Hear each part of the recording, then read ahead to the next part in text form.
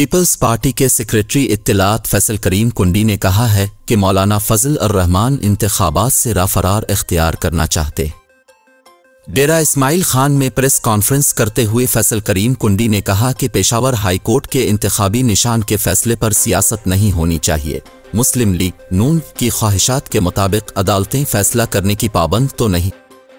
PP रहनुमा ने कहा कि मौलाना फजल अर रहमान इंतखाबात से राफरार इख्तियार करना चाहते हैं। उनको डेरा इस्माइल खान में अपना मुस्तकबिल नजर आ गया है। फैसल करीम कुंडी का कहना था कि मौलाना फजल अर रहमान के खदशात अपनी जगह, लेकिन शोहदा तो हमारी पार्टी के भी हैं। पीपल्स पार्टी शहीदों की वारिस जमात है, GUI नहीं।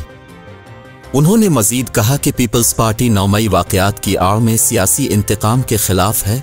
कागजात छीनना और शाह महमूद कुरैशी के साथ जो हुआ इसकी मजम्मत करते हैं। फरियाल तालपुर को ईद की शाम जेल भेजा गया तो शाह महमूद ने इसे कानून के मुताबिक करार दिया था।